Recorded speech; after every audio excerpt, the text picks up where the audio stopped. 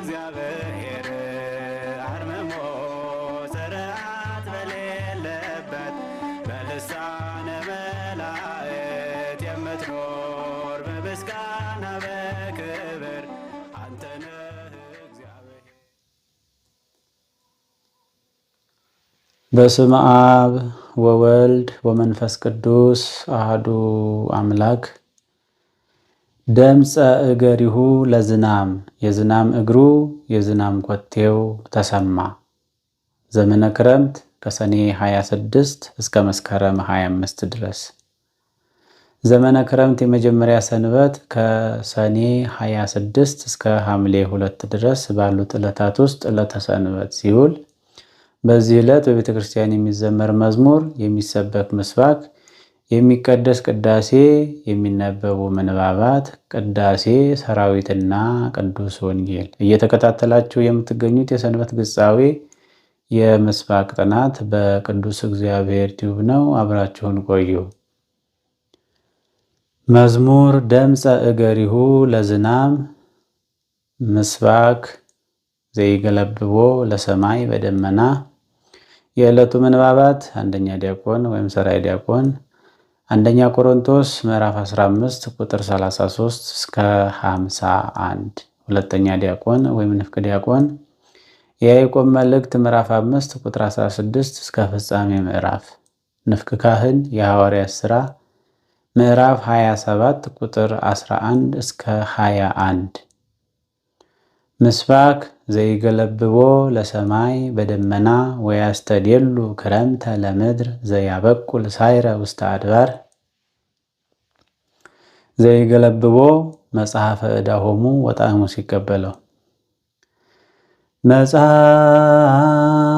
መጽሐፈ ዕዳሆሙ ወጣዕሙ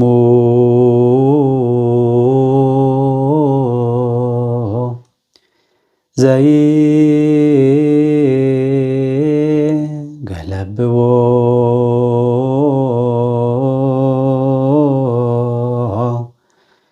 ለሰማይ በደመና፣ ለሰማይ ሂደት ድፋት፣ በደመና ሂደት አንብር፣ ወያስተድየሉ ሂደት ደረት ስረይ፣ ወያስተድየሉ ክረምተ ፈጠረ፣ ክረምተ ለምድር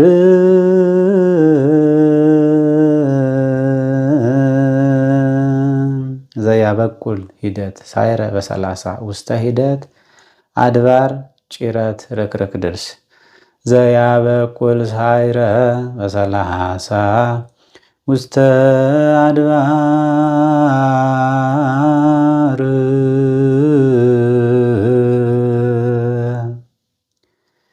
ዘይገለብቦ ለሰማይ፣ ዘይገለብቦ ሂደት ድፋት ወሰጠጠ ለሰማይ አጥመቀ ወሰጠጠ ዘይገለብቦ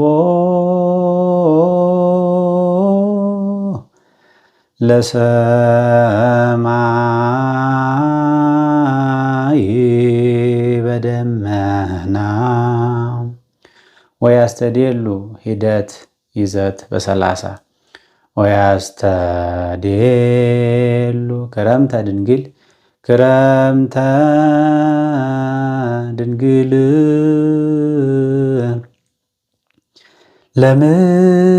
ለምድር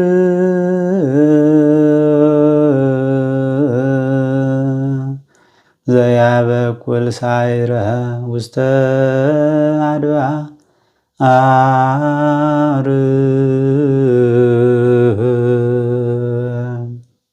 ዘይገለብቦ ለሰማይ በእንተ ዝናፈቅረኪ፣ ዘይገለብቦ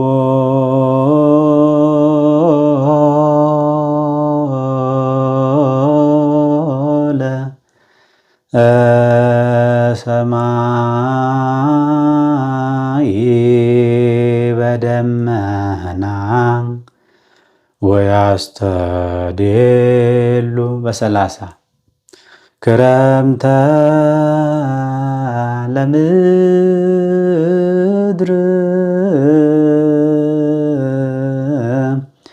ዘያበቁል ሳይረ ውስተ አድባር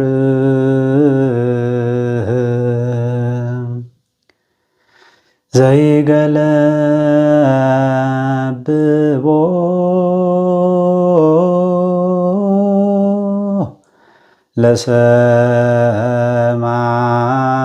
ለሰማይ በደመና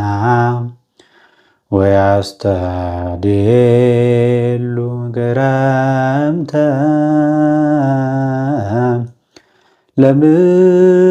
ለምድር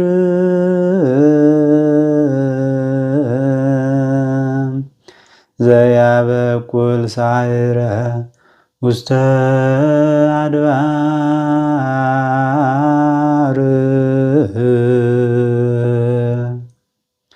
በዕለቱ በቅዳሴ መካከል የሚነበብ ቅዱስ ወንጌል የሉቃስ ወንጌል ምዕራፍ 8 ቁጥር 1 እስከ 22። የዕለቱ ቅዳሴ ቅዳሴ ኤጲፋኒዎስ። ቅዳሴ ኤጲፋኒዎስ በግዕዝ ዜማ ይበል ካህን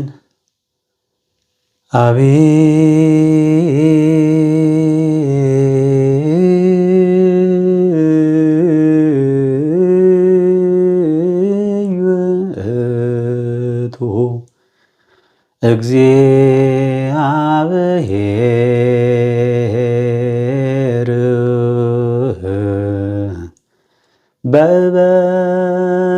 በበዩ ቅዱስ በቅዱሳኒሁ ወእኩት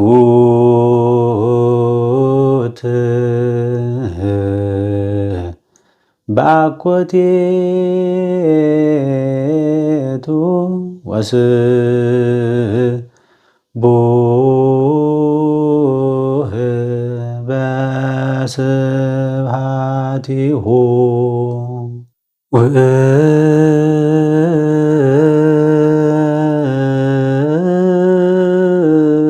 ውእቱ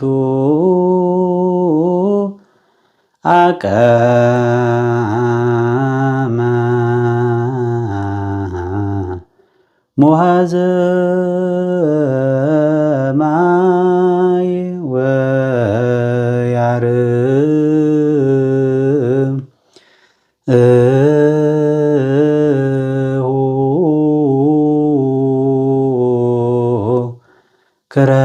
ክረምተ በበዓመት ወያመጽኦ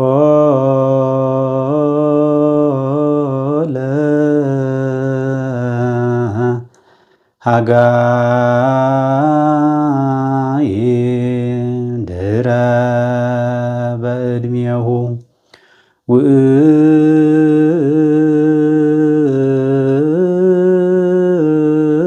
ውእቱ ይፄውኦ ለደመና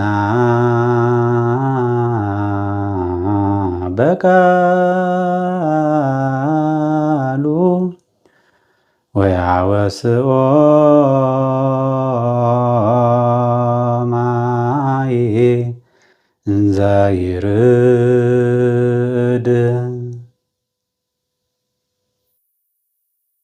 ሰራዊት በግዕዝ ዜማ ሰራዊተ መላእክቲሁ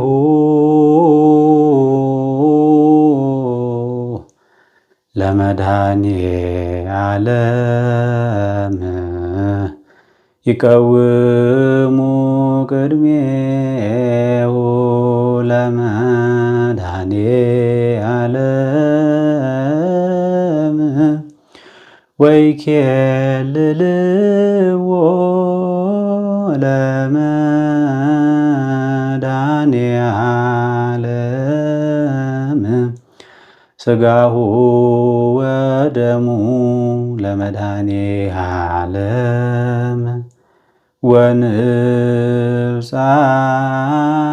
ቅድመ ገጹ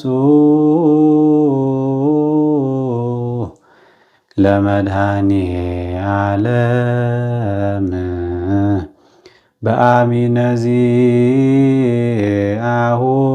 ለክርስቶስ ንገኒ። በስመ አብ ወወልድ ወመንፈስ ቅዱስ አሐዱ አምላክ። በሁሉ አምላካችን እግዚአብሔር በምሕረቱና በቸርነቱ ጠብቆ እዚህ ዕለትና እዚህ ሰዓት ያደረሳችሁ ሳምንታዊውን የቅዱስ እግዚአብሔር ሚዲያ መንፈሳዊ መርሃ ግብር የምትከታተሉ በመላው ዓለም ያላችሁ ቅዱስ ኦርቶዶክሳዊት ተዋሕዶ ቤተክርስቲያን አገልጋዮች፣ መምህራን፣ ካህናት፣ ዲያቆናት፣ ማህበረ ምእመናን ወምእመናት ሁላችሁም የእግዚአብሔር ሰላም በያላችሁበት ይድረሳችሁ። እንደ እግዚአብሔር አምላካችን መልካም ፈቃድ ዛሬ የምንመለከተው ወይም የምንነጋገርበት የትምህርታችን መነሻ ኃይለ ቃል የሚሆነው ዘይገለብዎ ለሰማይ በደመና ወያስተድሉ ክረምተ ለምድር፣ ሰማይን በደመና የሚሸፍነው ለምድርም ውሃን የሚያዘጋጅ እርሱ ነው። እንግዲህ አሁን ዘመነ ትንሣኤውን፣ ዘመነ ዕርገቱን፣ ዘመነ ጰራቅሊጦሱን ጨርሰን ዘመነ አስተምህሮውን አልፈን እንሆ ከአራቱ ወቅቶች አንደኛው ሆነው ወርሃ ክረምት ላይ ደርሰናል። እንግዲህ ወርሃ ክረምት ከሰኔ 26 ጀምሮ እስከ መስከረም 25 ቀን ድረስ ያለው ወርሃ ክረምት ይባላል።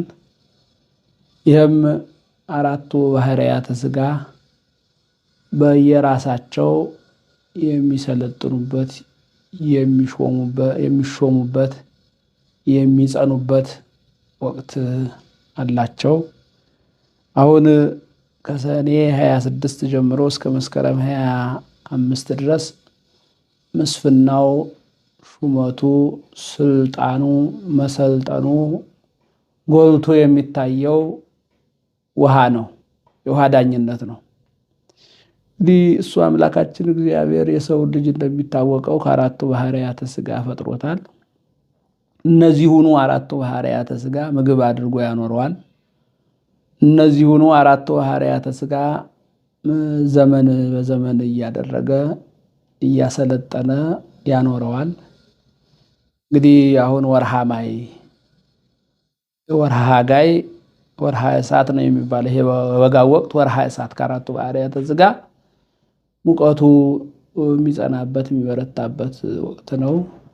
እንግዲህ ይህን ስንል እንደ ሀገራችን እንደ ኢትዮጵያ የዘመን አቆጣጠር ነው። አሁን ምናልባት በኢትዮጵያ ወርሃ ክረምቱ ሲገባ በሌላው ዓለም ላይ ደግሞ ወርሃ ሐጋይ በጋው ሙቀቱ የሚጸናበት የሚበረታበት ነው እና እንደ ኢትዮጵያ ደግሞ ስንመለከት አሁን ወርሃ ክረምቱ ወርሃ ማዩ የሚጸናበት ወቅት ነው። እንግዲህ ወርሃ ክረምቱ በሶስት ከፍለን ነው የምንመለከተው። መግቢያ አለው። የክረምት መግቢያ አለ። መካከለኛ ክረምት አለ። ፍጻሜ ክረምት አለ። የክረምቱ ፍጻሜ አለ። አሁን መግቢያው ላይ ነው ያለ ነው። እዚህ በመግቢያው ወቅት እንግዲህ የሚነገረው ስለምንድን ነው ያለን እንደሆነ ስለ ደመና ይነገራል፣ ስለ ዘር ይነገራል፣ ስለ ጠል ይነገራል፣ ስለ ደመና ይነገራል። እንግዲህ ይሄ የክረምቱ መግቢያ ተብሎ የሚታወቀው ያው ከሰኔ 26 ጀምሮ እስከ ሐምሌ 19 አካባቢ ያለው ወቅት የክረምት መግቢያ ተብሎ ነው የሚያዘው። በዚህ ወቅት ታዲያ በመግቢያው ላይ ስለ ደመና እንዳልኳችሁ ስለ ደመና ይነገራል፣ ስለ ጠል ይነገራል፣ ስለ ዘር ይነገራል እና ወርሃ ደመና፣ ወርሃ ጠል፣ ወርሃ ዘር እየተባለ ነው የሚነገረው። በዚህ ዕለት የሚሰበከው ምስባክ መዝሙረ ዳዊት መዝሙር 146 ቁጥር 8 ላይ ዘይገለብዎ ለሰማይ በደመና፣ ሰማዩን በደመና የሚሸፍን እርሱ ነው። ወያስተድሉ ክረምተ ለምድር፣ ለምድርም እነሆ ዝናብን የሚያዘጋጅ እሱ ነው በማለት ደመናት እግዚአብሔር እንደሆነ፣ የደመናት ጌታ እግዚአብሔር እንደሆነ፣ የዝናቡ ጌታ እግዚአብሔር እንደሆነ እና በዚህ በክረምቱ መግቢያ ላይ በዚህ መልኩ ይነገራል ማለት ነው። ያው ደመና ጸዋሪ ዝናብ ነው፣ ዝናቡን የሚሸከም ነው እና ስለዚህ ከላይ ከምድር ከቀለያቱ ከአብህርቱ እንዲተን አድርጎ ደመና እንዲሰራ አድርጎ መልሶ ደግሞ ያንን እንዲተን የሆነውን ደመና ዝናብን እንዲያስገኝ አድርጎ ለምድር ልምላሜን የሚሰጥ እሱ እግዚአብሔር መሆኑን ይነገራል፣ ይሰበካል ማለት ነውና ዘይገለብዎ ለሰማይ በደመና፣ ሰማይን በደመና የሚሸፍን ወያስቴድሉ ክረምተ ለምድር፣ ለምድር ዝናብን የሚያዘጋጅ። እንግዲህ ክረምተ ብሎ ነው እዚህ ላይ የጠቀሰው። ክረምተ ሲል ወርሃ ማይነቱን ነው፣ የውሃ ወቅት የውሃ ጊዜ መሆኑን የሚያስረዳ የሚያጠይቅ ምስጢር ነው ማለት ነው። እንግዲህ ከዚሁ ጋር ተያይዞ እንደገለጥ ነው ማለት ነው። ወርሃ ደመና ወርሃ ዘር እንደመሆኑ መጠን ያው የደመናው በሰማይ ላይ መታየትና ደመናው መልሶ ደግሞ ለምድር ዝናብን መስጠቱን መነሻ በማድረግ ደግሞ ገበሬው ዘሩን ቋጥሮ ይወጣል ማለት ነው እና ያው ቅዱስ ያሬድም በዚህ ወቅት የሚዘመረውን ዝማሬ መዝሙረ ቅዱስ ያሬድ ምንድነው የሚለው? ድምፀ እገሪሁ ለዝናብ፣ የዝናብ ኮቴው ማለት ድምፁ። እገሪሁ ሲል አንድ ሰው ከሩቅ ሲመጣ እየቀረበ ሲመጣ የእግሩ ድምፅ እንደሚሰማ እርምጃው ማለት ነው።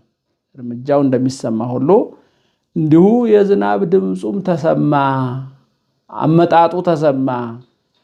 ስለዚህ ሶበ ይዘንም ዝናብ ይጸግቡ ርሁባን፣ ዝናብ በሚዘንብበት ሰዓት ርሁባን ይጠግባሉ። እግዚአብሔርን ተስፋ አድርገው በዝናብ አብቅሎ በፀሐይ አብስሎ እንደሚመግብ ተስፋ አድርገው የሚኖሩ ነዳያን ይጠግባሉ ነው የሚለው። አዎ እንግዲህ ሁሉን እኩል የሚያደርግ እግዚአብሔር መግቦት ከመሃል እስከ ዳርቻ ከመሬት ከምድር እስከ ጠፈር እኩል ሁሉን የማይለይ እንግዲህ የዝናብ መዝነብ ጉዳይ ነው። ዝናብ ሲዘንብ ኃጥእ ጻድቅ አማኒ መናፍቅ አይልም እግዚአብሔር፣ ለሁሉ ያዘንባል። ወንጌላዊ ቅዱስ ማቴዎስም በወንጌሉ ላይ ገልጦታል።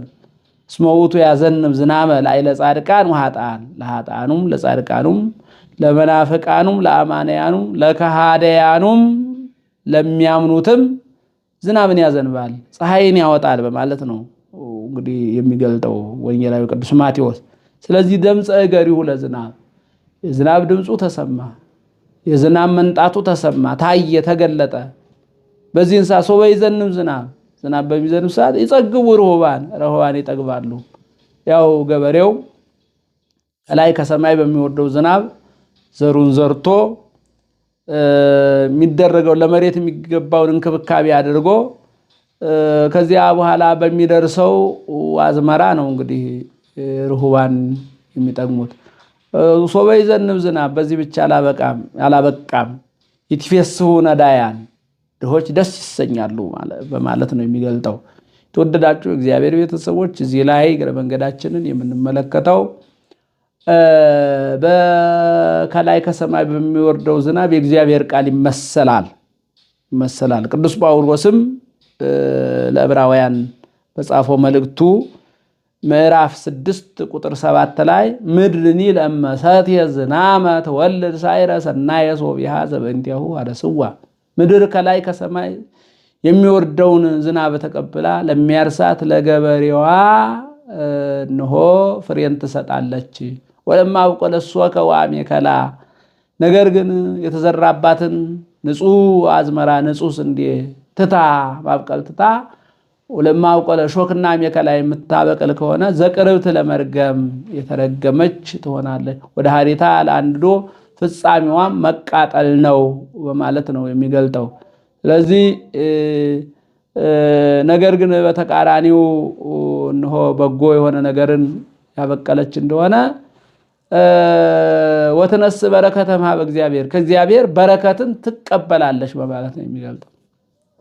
ስለዚህ ሶበ ይዘንም ዝናብ በዝናብ የተመሰለ የእግዚአብሔር ቃል በሚነገርበት ሰዓት ይትፌስሑ ነዳያነ ሥጋ ነዳያነ ነፍስ፣ በሥጋም በነፍስም የተቸገሩ ከእግዚአብሔር ቃል የራቁ ሰዎች እነሆ ይትፌስሑ ደስ ይሰኛሉ። ይጸግቡ ርሁባን፣ ከላይ ከሰማይ በሚወርደው በዝናብ የተመሰለው የእግዚአብሔርን ቃል የሰሙ ያዳመጡ ሰዎች ይጸግቡ፣ ርሁባነ ሥጋ ርሁባነ ነፍስ ይጠግባሉ በማለት ነው የሚገልጠው። ስለዚህ ይሄ ቃል ርሁባነ ሥጋን ነዳያነ ሥጋን ብቻ ሳይሆን የሚመለከተው ርሁባነ ነፍስንም ነዳያነ ነፍስንም በነፍስ የተቸገሩትንም በሥጋ የተቸገሩትንም የሚመለከት ቅዱስ ቃል ነውና ይህንን ነው ቅዱስ ያሬድ እንግዲህ ደምፀ እገሪሁ፣ የዝናብ ድምፁ፣ ኮቴው፣ አመጣጡ፣ መዝነቡ ተሰማ። ዝናብ ሲዘንብ አብረው የሚሰሙ ድምፆች ስላሉ ማለት ነው። እና ስለ ዘሩም ስንመለከት ወንጌላዊ ቅዱስ ሉቃስ በምዕራፍ 8 ቁጥር 4 ጀምሮ ጽፎታል። ይሄ ነው በዚህ ዕለት የሚነበበው ቅዱስ ወንጌል። እንግዲህ ወንጌላዊ ቅዱስ ማቴዎስም ምዕራፍ 13 ከቁጥር 1 ጀምሮ ጽፎታል። ቅዱስ ማርቆስም እንደዚሁ ሶስት ወንጌላውያን ስለ ዘር በሚገባ ጽፈዋልና እዚህ ወንጌል ላይ ስንመለከት ናሁ ወፃ ይዝራ ዘሪ ነው፣ ዘሩን ቋጥሮ ሊዘራ ወጣ። ወንዘ ይዘር ቦ ዘወድቀ ውስጥ፣ ሲዘራም በመንገድ የወደቀ ዘር አለ። እንግዲህ ወደ ውስጥ ስላልገባ ወመፁ አዕዋፈ ሰማይ ወበልዎ፣ የሰማይ ወፎች መጥተው በሉት። እንቦ ዘወድቀ ውስተ ኮኩ፣ በአለት ላይ የወደቀ ጭንጫ መሬት ላይ የወደቀ ዘር አለ እና ለጊዜው የሆነች ትንሽ ለመፈር አግኝቶ በቀለ። ወሰወ ሰረቀ ፀሐይ መጽሎ፣ ፀሐይ ወጣ ጊዜ ደረቀ ጠወለገ። ወቦ ዘወድቀ ውስተ ሶክ፣ በእሾክ መካከል የወደቀ ዘር አለ። ያም ደግሞ እነሆ በበቀለ ሰዓት ጠበቆ ሶቁ ሐነቆ፣ እሾሁ አንቆ አጨናንቆ አስቀረው። ወቦ ዘወድቀ ውስተ ምድር፣ በመልካም መሬት ላይ የወደቀ ዘር አለ። ይሄ ደግሞ እንግዲህ እነሆ 30 60 100 ቅንጣት አፈራ ይልና ጆሮ ያለው መስማትን ይስማ ብሎ ያው ያጠቃልለዋል ማለት ነው። እንግዲህ ይሄ ወርሃ ዘር በተሰኘው በዚህ በወርሃ ክረምቱ መግቢያ ላይ ከሰኔ 26 ጀምሮ የሚነበብልን ቅዱስ ቃል ቅዱስ ወንጌል ነው። ስለዚህ ቅድስት ኦርቶዶክሳዊት ተዋሕዶ ቤተክርስቲያናችን ዘይገለብዎ ለሰማይ በደመና ሰማዩን በደመና የሚሸፍን እርሱ ነው። ወያስተዴሉ ክረምተ ለምድር፣ ክረምትን የሚያዘጋጅ ውሃን የሚያዘጋጅ እሱ ነው። ዘያበቁል ሳዕረ ለእንስሳትም፣ እነሆ ልምላሜውን ሳሩን በዝናቡ አማካኝነት ሰማዩን በደመና ሸፍኖ ዝናቡን አዝምኖ የሚያበቅል እርሱ ነው በማለት የምትዘምርበት የምታመሰግንበት ወቅት ነው። ስለ ዘርም የተነበበውን ቅዱስ ወንጌል ለምእመናን አመልታ አስፍታ የምትተረጉምበት ወቅትና ጊዜ ነው። እንግዲህ ወርሃ ዘሩን የዘሩን ምሳሌ ስንመለከት አምላካችን ኢየሱስ ክርስቶስ በመዋዕለ ሥጋዌ በመዋዕለ ትምህርቱ ለገበሬዎች በዘር፣ ለእናቶች በእርሾ በውሃው፣ ለመስተገብራኑ ለአሳው ጋሪው በመረቡ በአሳው፣ ለነጋዴው በወርቁ በዕንቁ እየመሰለ ያስተምር እንደነበረ ወንጌላዊ ቅዱስ ማቴዎስ በተለይ ምዕራፍ 13 ላይ ተከታታይ የሆኑ ምሳሌዎችን እናገኛለን። የወርሃ ዘርም ምሳሌ ስንመለከት ምንድነው ምሳሌው ስንል እነሆ ገበሬው የዘሩ ባለቤት ራሱ ባለቤቱ እግዚአብሔር ነው። ዘሩ ወደ እያንዳንዳችን ሕይወትና ልብ ገብቶ የሚበቅለው ከይብሰት ኃጢአት አውጥቶ ለልምላሜ ንስሐ የሚያበቃን ቅዱስ ቃሉ ነው። እግዚአብሔር ቃል ነው ዘሩ። እንግዲህ ሲዘራ ዘሩ የተለያዩ መሬቶች ላይ እንደወደቀ ያው ንባቡን አይተነዋል። በመንገድ ላይ የወደቀ ዘር አለ፣ በጭንጫ ላይ የወደቀ ዘር አለ፣ በእሾህ መካከል የወደቀ ዘር አለ፣ በመልካም መሬት ላይ የወደቀ ዘር አለ። እንግዲህ ሶስቱ መሬቶች የማያፈሩ ሆነው ሲገኙ አራተኛው ፍሬያማ መሬት ሆኖ ተገኝቷል። ይሄ ማንን ይወክላል ስንል የኔንና የእናንተን ልቡና ይወክላል። የተወደዳችሁ የእግዚአብሔር ቤተሰቦች በመንገድ ላይ የወደቀ ዘር፣ በጭንጫ ላይ የወደቀ ዘር እንዲሁም ደግሞ በእሾህ መካከል ላይ የወደቀ ዘር የተባለው በመንገድ ላይ የወደቀ ዘር የሚወክለው ደንዳና የሆነ ልብ ደንዳና የሆነ ልብ ማለት እግዚአብሔርን ቃል ያነበዋል፣ እግዚአብሔርን ቃል ይሰማዋል፣ እውነት ነው ብሎ አይቀበለውም፣ ወደ ውስጡ እንዲገባ ያደርገው፣ ስራ አይሰራበትም፣ ያነበዋል እንጂ አይጠቀምበትም፣ ይናገረዋል እንጂ አይሰራውም። ደንዳና ልብ በተለያየ ነገር የደነደነ በትዕቢት የደነደነ፣ በራስ ወዳድነት የደነደነ፣ በእግዚአብሔር የለሽነት የደነደነ፣ በስልጣን የደነደነ እግዚአብሔር ቃል ምንም የማይመስለው ተረት የሚመስለው ፖለቲካ የሚመስለው እንደ ተራ ወሬ የሚመስለው ልቡ የደነደነ ሰው አለ። እግዚአብሔርን ቃል ወደ ውስጡ አስገብቶ ስራ ላይ ላውለው የማይል ይሄ ደንዳና ልብ የጠነከረ ማለት ነው። መንገድ እንደሚታወቀው የሰዎች መመላለሻ ነው።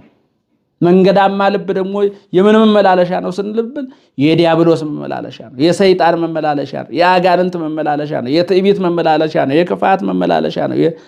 እግዚአብሔር ደስ የሚያሰኘው ነገር መመላለሻ ነው። ስለዚህ ልባችን የዲያብሎስ፣ የሰይጣናት፣ የአጋንንት፣ የፍቶታት እኩያት መመላለሻ እንዳይሆን እሱ አምላካችን እግዚአብሔር ልባችንን ይጠብቅልን። መንገዳማ የሆነው ልባችን፣ ደንዳና የሆነው ልባችን እግዚአብሔር እንዲያቃናልን ወደ እግዚአብሔር እንጸልይ። አሁን በተለይ በጊዜያችንና በዘመናችን የሚታየው ይሄ ነው። መጽሐፍ ቅዱሱ አለ፣ ዛሬ ይነገራል፣ ይሰበካል፣ በየትርጓሜ ቤቱ ይሰጣል፣ በየዩኒቨርሲቲው መንፈሳዊ ዩኒቨርሲቲዎች ላይ ይሰጣል። ነገር ግን የእግዚአብሔር ቃል የመነገሩን ያህል የሰው ልጅ ፍሬያማ አልሆነም፣ አገልጋዩ ፍሬያማ አልሆነም። ዛሬ የተለያዩ ርዕሰ ጉዳዮች እየተነሱ የሚያነታርከን፣ የሚያታኩሰን፣ የሚያባላን፣ የሚያተቻቸን፣ የሚያጣላን የሰው ልጅ መንገዳማ ልቡ የሰይጣን መንገድ ስለሆነ ነው። የዲያብሎስ መንገድ ስለሆነ ነው። ሰይጣናት ስለረገጡት ነው። ደንዳና ስላረጉት ነው። ደንድኗል። የሰው ልጅ ልቡ ደንድኗል። እንደ ፈርዖን ልቡ ደንድኗል። ስለዚህ ደንዳና ልብን ይወክላል። ጭንጫማ ይለዋል ሁለተኛው ደግሞ። ይሄ ደግሞ የጠነከረ ማለት ነው። ጭንጫማ እንደው ለጊዜው ትንሽ አፈር አለው፣ የሚያበቅል ይመስላል፣ ነገር ግን አያበቅልም። መከራ በሚመጣበት ሰዓት በሰረቀ ፀሐይ የሚወክለው በየጊዜውና በየዘመናቱ በክርስትናው ዓለም ላይ በአገልጋዩ ላይ፣ በሐዋርያው ላይ፣ በካህኑ ላይ፣ በቄሱ ላይ፣ በመነኩሴው ላይ፣ በዲያቆኑ ላይ፣ በምእመኑ ላይ የሚነሳ መከራ ነው።